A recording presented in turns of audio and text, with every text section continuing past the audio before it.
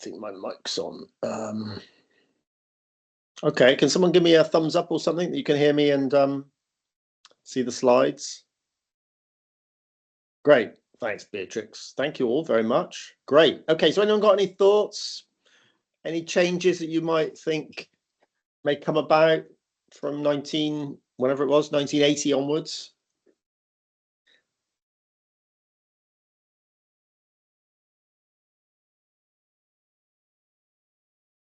Think about some of the things we talked about, you know, technology, about Warhol art stuff. Yeah, anyone got any thoughts about anything that might?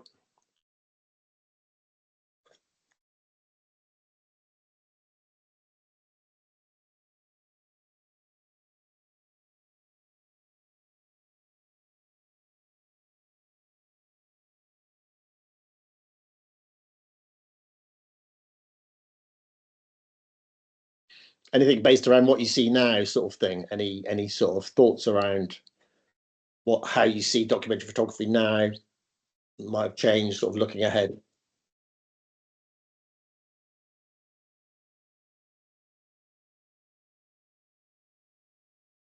Okay, fair enough. It's quite a broad question. I remember I was asking a lot. Well, we'll see. We'll see, won't we, when we look at the rest of the lecture? So that's one way of looking at it.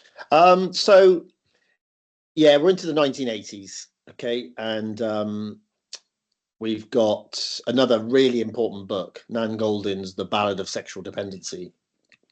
And I think the change here is that very much more personal. So I think that idea that it's documentary photography is very subjective. Okay, it's not an objective, real recording of things.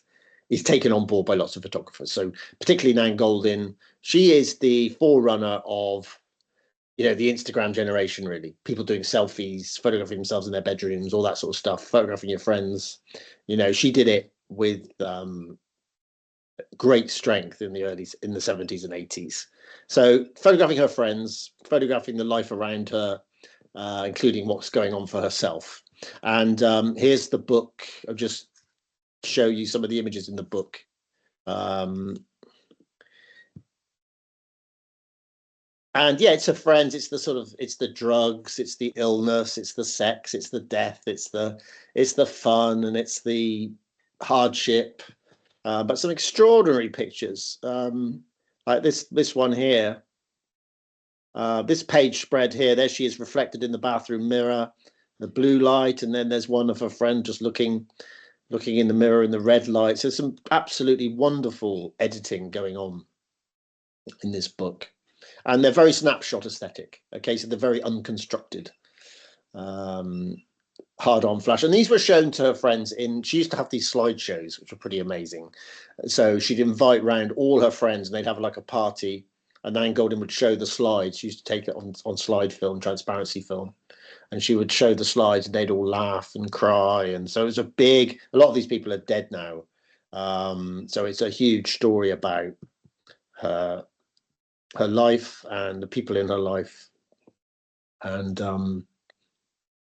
yeah, it's quite different. There's one of her, you see, a self-portrait there of her actually being beaten by her boyfriend.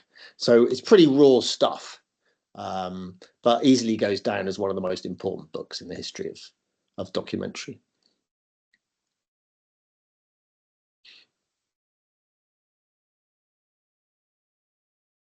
And she's done many, many photographic projects since, and but mainly focused around a very similar sort of idea, really. Great stuff. And I think we're going to get a splintering of what documentary actually is, aren't we? I think if there's something that's going to happen since Warhol, it's going to be, hold on, what is documentary? You know, what the heck's it all about? You know, is it just a creative treatment of fact, or is it something much more than that, creative? And we find practices from different genres being considered as documentary now because it's much looser. So we've got the Beschers, the German objective photographers who do these typologies. These are the pictures of gas tanks. So lots and lots of pictures of different gas tanks around Europe in these big grids. And yeah, these are seen as documentary, you know. very much. They're documenting a certain fabric of our industrial past, and they're beautiful. I love them. I think they're absolutely beautiful sculptures, sculptural images. So we've got documentary kind of being sculpture. So we've seen a breakdown of genres, and I think that's what Warhol instigated. So we can't say simply now that there is such a genre as this or such a genre as that. Okay, they're all beginning to merge a little bit. And Martha Rosler, very important essay in 1981. It's called In, Around and Afterthoughts on Documentary Photography. And it's about the ethics, victimization of subjects again, power dynamics, a bit like what Sontag was writing about, race, class. So, she's expanding some of Sontag's to look at, hold on, which class are being photographed by which class, okay? And what about culture? Which race by which race? Generally white males photographing, yeah? So she's questioning all of this. What's their viewpoint? How are they sort of showing us? What world are they showing us, these people, from their kind of privileged position? And in the UK, we started getting, this was a really golden period, the 1980s. We had photographers like Paul Graham, who just traveled, did a Robert Frank, traveling the A1, the Great North Road. But he's using color. So this is a big change now that's happening in documentary, okay? This is technology, okay? It's much easier to take color photographs. Color printing processes are much easier, much more stable. So since Eggleston started color, we've got a lot of photographers now using color in their documentary projects. And probably the most famous of this time is Martin Parr's piece called The Last Resort, photographs of New Brighton, which is the sort of slightly prominent down at heel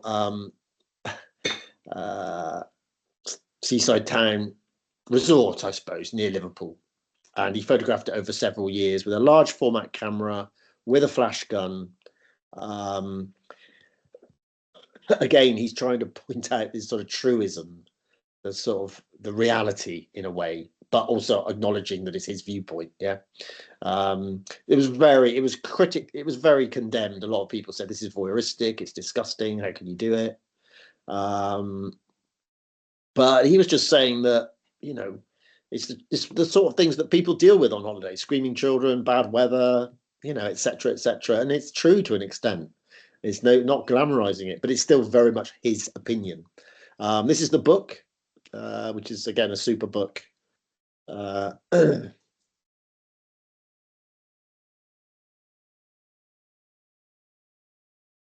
We can see even the design of this book with these bits of color and stuff. We can see documentary is stepped a long way away from that simple black and white photographs, against a white background. We've even got fancy arty design going on when the photographs are presented. And there's a lot of classic photographs in here, lots of rubbish, lots of sunburn, litter bins, rubbish strewn around the place. Of course, it's his vision, it's his viewpoint, but there's a sort of a British humor about it. Yeah. So another important piece of British documentary. And then at the same sort of time, we've got Chris Killip's In Flagranti. So a wonderful piece of work, 1988, photographing the Northeast. Community under Margaret Thatcher's government, which was really struggling, a lot of unemployment, very little money, very difficult. And these are the people who are basically getting coal off the beach, selling it, heating their houses. But very sort of dignified, humane portraits. Spent a long time getting to know the community, so tried not to be that voyeur that Rosler and Sontag and people are so critical of. Fantastic work. And back to Paul Graham. So things started to change now more in terms of documentary photography fitting into that art context.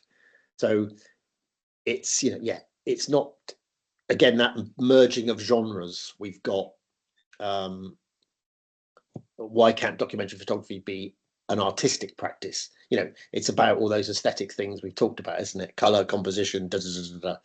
And Paul Graham in this book took things much, much further. So this is called A1, The Great North. No, sorry, not called A1. This is called In Umbrellas, of course, 1999. And you can see, look, it's a big book. You can see my hand. You can see the size of my hand on it.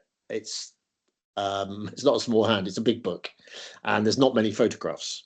And they're a bit weird, okay?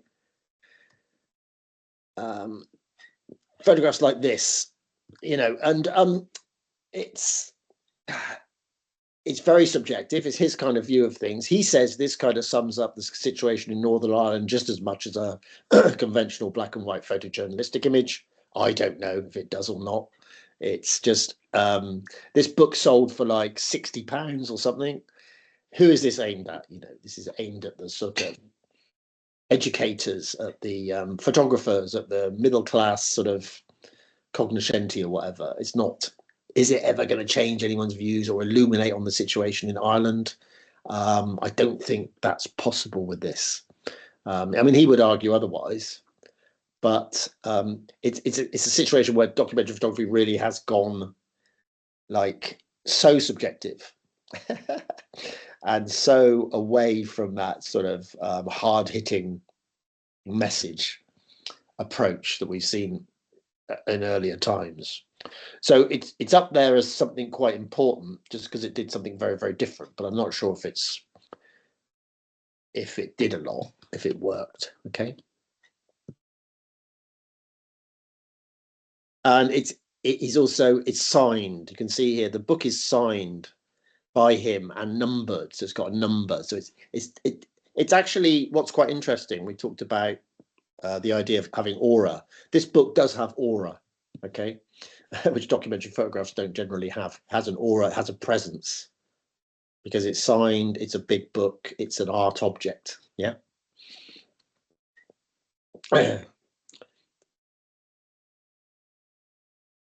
So we've got all this stuff going on. So we've got a sort of, I don't know, an academic intelligentsia type documentary, okay, based around some of these writings, based around the real kind of like exciting times in the UK for documentary photographers. But then we're still getting these one-off images, okay? We're still getting these images which sort of grab the headlines. And this is the famous picture by Kevin Carter called The Vulture and the Little Girl, or The Struggling Girl. Appeared in the New York Times in 1993. Famine-stricken boy, elapsed with the vulture hovering. Won the Pulitzer Prize for feature photography in 1994. And the sad thing, of course, is, I don't know if you know, but Kevin Carter took his own life 4 months after winning the prize. So there's so many stories wrapped up in this. I think, apart from all that, what I do want to say about photography and this type of photography is it has a very simple message. Okay, it doesn't tell us any of the complexities or the subtleties of the situation. Nothing. All it is about suffering, isn't it? And that's okay, but there's only so much a documentary photograph can do. Okay. We don't know where it is. We don't know the reasons this has happened. Is it war, famine? What is going on to make this happen, and what can we do about it? So that is an interesting issue, I think. And when some of the war photographs we've looked at, we don't know what's going, who's against who, who started it, who's finishing it, who's the aggressor, who, it's like we don't know any of these things. It can't tell us. So it's very, very limited in some ways at the high end of what it can communicate. So we've got these pictures going. We've also got photographers dealing with some of these problems. And this is a particularly important book by Jim Goldberg called Raised by Wolves, 1995. And he is like, okay, I'm not going to do that business where I just victimize people.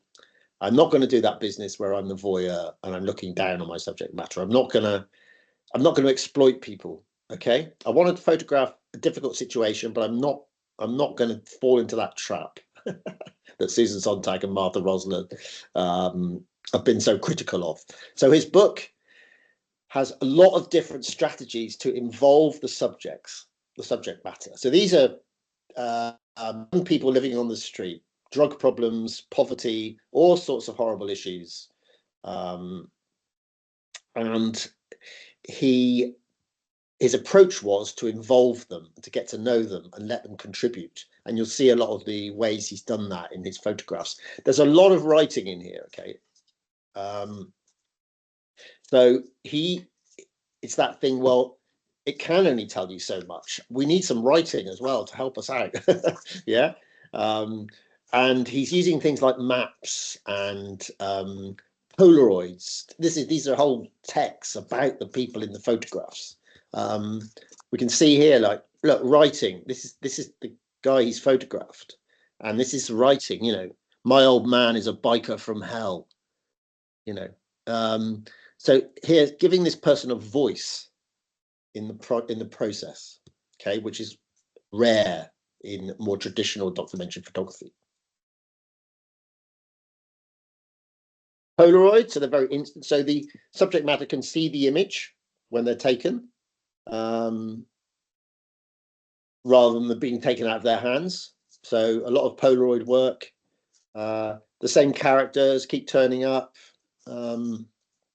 It's kind of a bit like the Nan Goldin work, but much more information, much more engagement with the subject.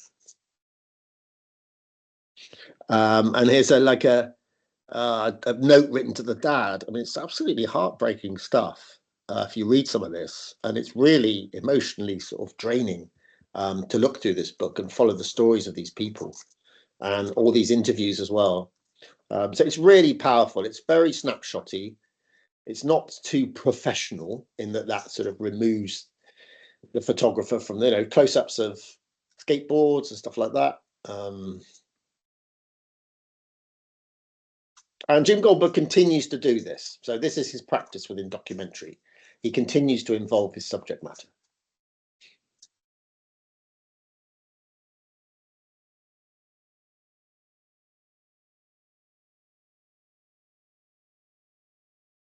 As you can see, yeah, a lot of writing. So a lot of interviews with the people. So the backstories, how they're feeling about the future, all that kind of thing. The sort of things that the photographs just cannot tell you.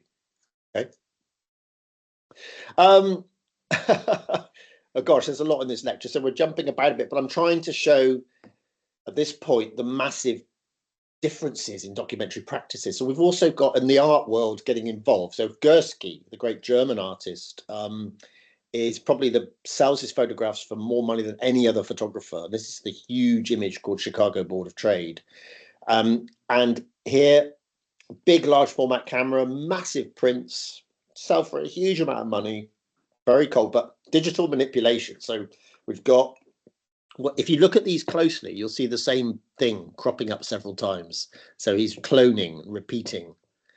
So, you know, it's documentary sort of, because it's a picture of something that's happened, but then it's manipulated and it's sold in art galleries. So it's all a little bit confusing now where documentary sits. It's kind of sitting everywhere. Yeah. And this is an interesting quote by Liz Wells from 2003. Debates about documentary and photojournalism regularly return to questions of authenticity. I think this is very important. Yet arguably the fundamental issues are ethical ones, relating primarily not to questions of accuracy, but to seriousness of purpose, detail, and depth of research, and to integrity of storytelling. And we would certainly say that Jim Goldberg had that in spades. Yeah, there's integrity there. There's a depth to it. It's very serious in his purpose. Whereas some we've looked at, maybe they don't fit into that quite so well. However, another huge thing that's happening within documentary is this idea of the kind of snapshot from just people hanging around. And we had the extraordinary situation in the Abu Ghraib prison in Iraq, where the United States were, awful human rights violations against the prisoners, physical, sexual abuse, physical, psychological torture, um, awful abuses, awful, condemned internationally. And of course, someone had their phone to take photographs of it. And it's like, these are so upsetting, but they're taken by somebody who's just one of the workers for the Americans in the prison, in the camp. And that's so striking, and so they leave such a powerful message. But they're not taken by professional photographers. They're not. There's no crafting going on aesthetically. They're just random snaps. You can get them, but they're so powerful. So again, there's this big debate around how things look. How important is that, or should they look bad rather than looking beautiful? For them to have an impact. Okay. And then we've got the arty photographers carrying on. This is Stephen Gill, a British photographer. So what he's doing with this is he's taking photographs of a region, Hackney Wick in London, burying them, and then digging them up. And the soil has the earth has affected the photographs. You can see the cover of the book is covered in mud. So he's painted mud on it. And these are the photographs, real snapshots of Hackney Wick as it undergoes change. And then these have been buried and they've been deteriorated. They've been scanned again and put in the book. So he's trying another tactic, isn't he? He's trying to involve the place by burying the stuff. So I don't know how effective this is. It's interesting, and it's an art object. There's no doubt about that. So it raises quite a lot of questions, but whether it has any impact as documentary photography, I'm not so sure. Okay, but fascinating project. And then, we talked about technology. 2007, along comes the iPhone. So from this point on, everything's changed. Everyone has a camera in their pocket, which is very, very easy to use. Not necessarily an iPhone, of course, but probably the forerunner was the iPhone. And this is a huge moment, isn't it? And we have Instagram. Yeah. 2007. And suddenly everyone's got a platform for their photographs. So documentary images are everywhere. And this is Steve McCurry, who you might know of, took the famous picture of the Afghan woman. This is his Instagram site, 3.6 million followers, 29,000 likes for that photograph of a miner. So 29,000 people have seen that photograph. Yeah, they would more. I mean, they might not have looked at it for very long, but they've seen it. This is an audience, a market for photography, documentary photography, which is like huge compared to anything 10, 20, 30 years before, when sometimes just a handful of people will have seen it. So in a newspaper or something, this is massive. So this is a huge change. And it's technology. Yeah, as I said, technology has brought about the change. Yeah. And technology, I mean, this is probably one of my favorite ever documentary projects. And again, it's a technology thing. So this is a project called 9 Eyes of Google Street View by John Rathman. He began it in 2008. And basically, he just collects images from Google Street View. So he trawls through Google Street View, finding crazy things going on, and then screen grabs them and uses them in a project. And I just think they're absolutely fascinating. I can't get enough of them. I cannot see, it's like, is this guy taking his shorts down?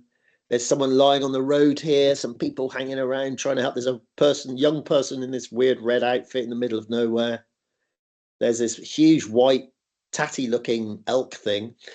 These are just 4 of like thousands that he finds on Google Street View. It's a fascinating project. And again, it's not professional, it's not constructed, it's like quite random. So it has a strength, it has a sort of gravitas, which a lot of professional photographs just don't have.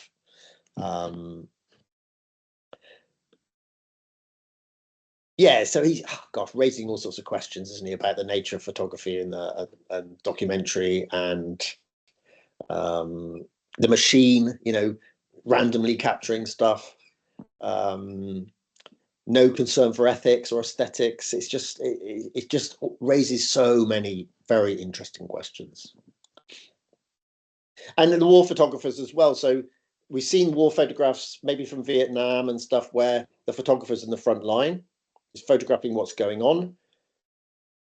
That's not happening now. Okay, so that's changed. So a major sort of place for documentary, the war zone, doesn't happen now.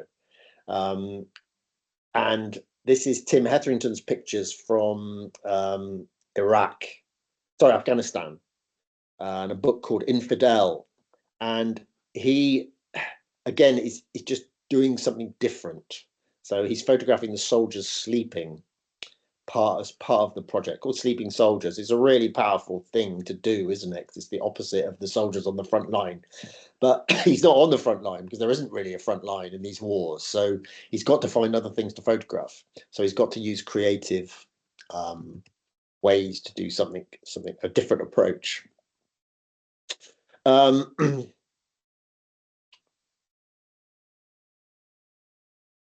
Sorry, yes, we're onto Instagram, so I've got these slightly out of place, but this is the proper development of Instagram in 2010.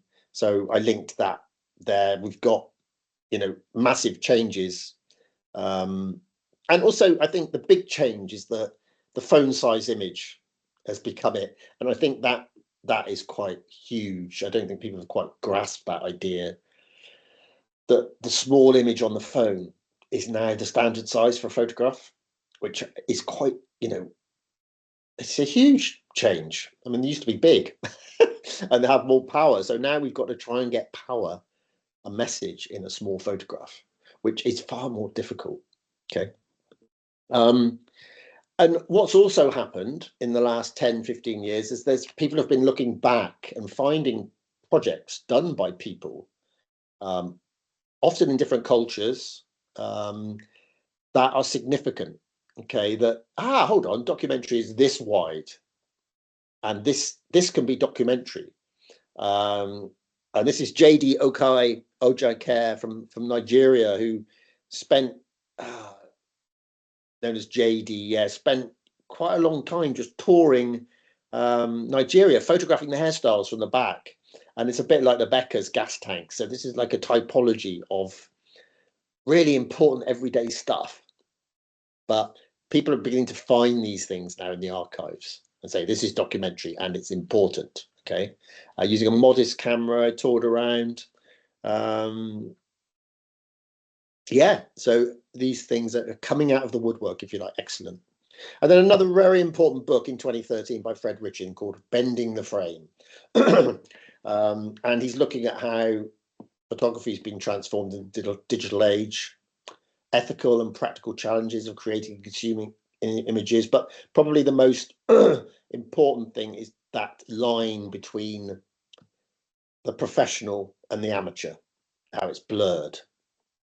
Okay, which I talked about with the John Raffman Google Street View and also the Abu Ghraib pictures. They're kind of like professionals sort of working with amateur images or found images. Okay, so there's a blurring of that going on as well. But however, we've still got the more traditional forms, which are kind of quite embedded in this. There's all this stuff going on. We've got this is a fantastic project by Dana Lixenberg called Imperial Courts. She basically went to this Los Angeles, Southern District of Los Angeles, housing estate in the aftermath of the riots triggered by the Rodney King case.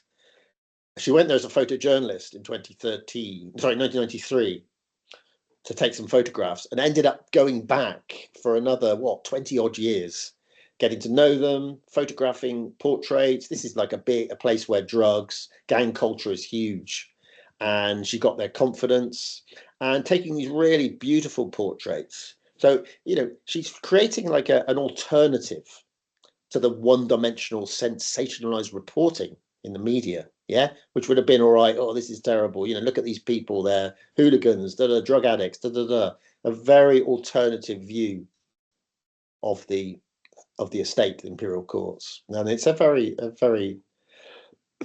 lovely project. So we've still got these going on, but we've also got people like Jeff Wall, okay, who's a very high-end fine art photographer, an artist whose work sells for an awful lot of money, who has stuck with his guns in this idea of saying, actually, all documentary photography is constructed.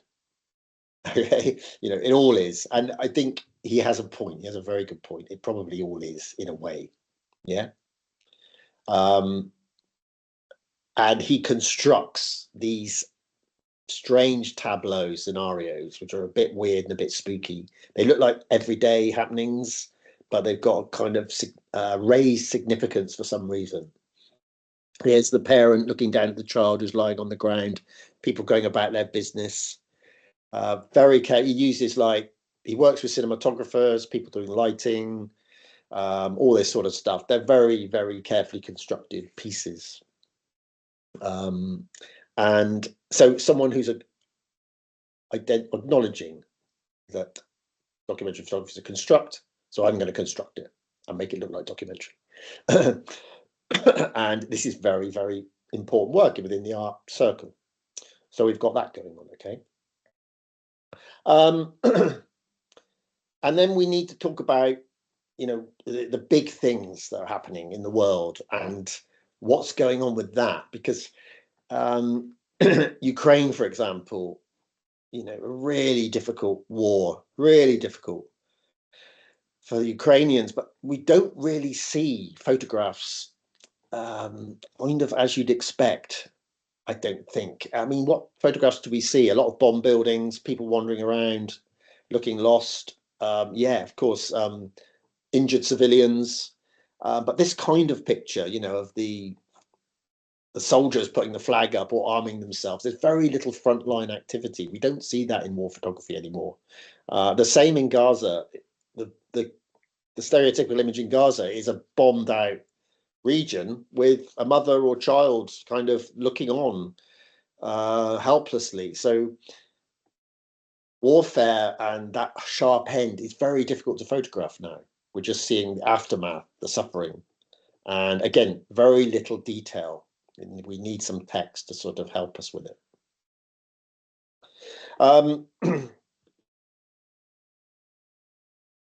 And coming to the end now, we've obviously got AI is kicking in, isn't it? And changing the landscape more. Again, this is Michael Christopher Brown, who this is a completely AI project. It's called 90 Miles, and it's the story of Cubans crossing the 90 miles between Havana and Florida to get across to America, across the water. And it's not photography, it's all AI constructed. But, we look at it and think, well, we don't know, do we? We don't know. There's all these grey areas now coming. So this is going to be huge. So again, technology is seriously going to affect that, where we are a documentary and the nature of truth and lies, reality and falsehoods. So it's going to blow all that up. So I don't know it's too early to say how the world is going to deal with this. Are we going to have something which says this is the truth, or this is all AI, or what's going to happen? I don't know. So this is big, but again, we can't quite reflect upon it now. It's a bit too early. So we've got that sort of thing going on, but we still have the one-off image that can grab you. Okay, and that is the beauty, isn't it, of photography, and happens within documentary. We can see it all through the years. Yeah, the Nick Up picture in Vietnam, Dorothea Lange, migrant mother. Yeah, we've got these images, which the Abu Ghraib, which of something big happening, which are fixed. We've got the Trump first assassination attempt. This image, it's going to be the one, isn't it, for 2024, which is up there. The composition's great. It's got the color. It's got power. It's got the moment. It's got all those things. But it's kind of a construction as well, because Trump's playing to the camera. It's all being constructed. There's all that drama going on. So there's a lot sort of tied up with this. Okay, and finally, I think, yes, just to sum up with a few statements, some end thoughts. From the start, it was clear that all photographs are documents and have some sort of connection with reality. Okay, we know that. That is the beauty of the photograph. It's got some sort of indexical connection with what's out there. So we could say all photographs are documentary photographs. Yeah, that's another position people take. There was a nice, simple golden period for documentary from 1930 to 1960. I think things weren't too complicated before Warhol came along. Yeah, he changed everything in a lot of ways. Important writers, have we seen, have intelligently theorized the key issue that all photographs are subjective. Okay, so I'm running over a little bit, but if we got just time, just put some things in the chat. What do photographers do when they're taking photographs or whatever to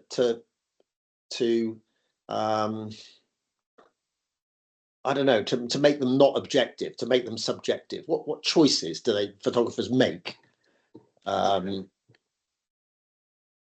mean that it's not really reality we're seeing? What do photographers do?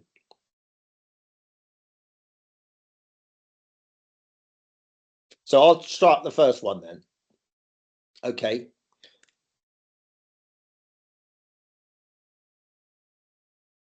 So the first one I'm going to put in is use black and white. We don't see the world in black and white. You might not have noticed, but we don't. It's color. So once you use black and white, you're immediately, it's not the actual thing, is it? It's not reality. Okay. So a theorist would say, well, it's completely false then. Yeah, good one, Florrie. Focus point. So you're choosing to focus on that person and not that one. Okay. So you're blurring that one to leave out. So you're making that decision. So that's a subjective decision the photographer makes. Yeah, good one.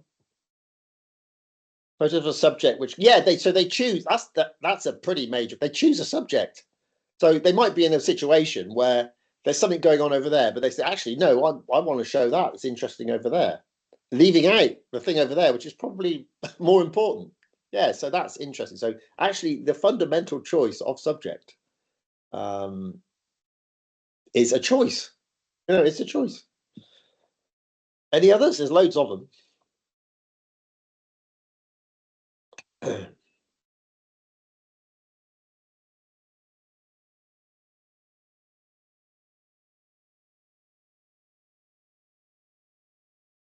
Anyone got any others? What are the choices? I mean, coming back to that Khadija one, I think the moment you press the button, you're making a decision about what's important. Okay, so that is a choice. Yeah, to affect the meaning. Anyone got any more? God, there's loads. Style, yeah. So that's a sort of aesthetic thing, I suppose. So, a style in documentary would be, yeah, if you're always distant or whatever, or like the Robert Frank, if it's a snapshot thing, it's all a bit blurry. Or if it's on a tripod, it's very, very sort of like straight and calm. So that's a style, yeah. So the photographer's style definitely definitely affects the meaning and what comes out of the pictures. I mean, I'm thinking of massive things like there's no sound. Sounds really silly, but the world's full of sound. People talk. I mean, I'm being quite extreme here in a theoretical point. I'm being quite extreme, but surely documentary film is better, isn't it? Because you can hear people speaking, and they can say something. Isn't that more reality than a documentary photograph?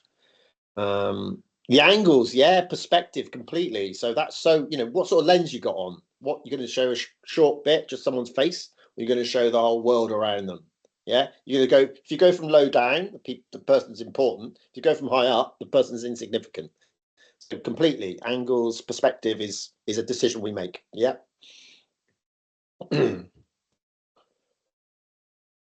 I think I'm not sure if I've got this on my list here, but text. I keep going on about text, and it's so important that what text you put with it.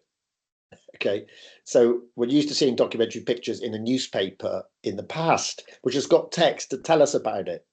Okay, if we don't have any text, it's free floating and doesn't. So those decisions post the photograph are really important. Anyway, there's a couple more here. Yeah, we know that documentary moves into an art context in the 1980s. Yeah, well, that Paul Graham stuff, Martin Parr, etc., etc. Image compassion fatigue has taken root since the emergence of the iPhone and social media. There's so many photographs now. We see so many coming out of these places that people are fatigued, and there's a compassion fatigue because there's too many photographs. So that's a big thing, isn't it?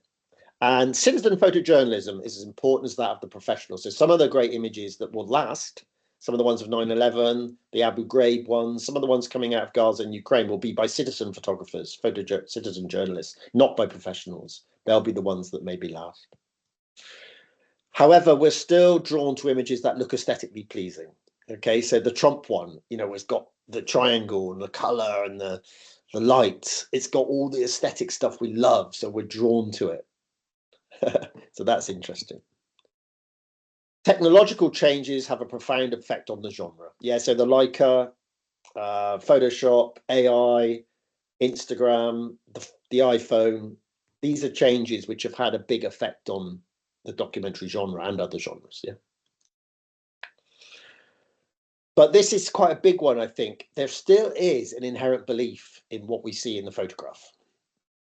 And I think that's the tricky thing with AI, isn't it? I think fundamentally, when these photographs we see, we feel that's happened. We feel that's what it was, and that is going to be difficult to get rid of. Yeah, we still do generally believe it unless we spend a bit of time and think, hold on a minute, hold on, what did the photographer do? Did that really happen? What is it anyway? Okay, great. Sorry, there was so much in there. It's the first time I've done that lecture, and I just there was so much in there, but I hope it was useful and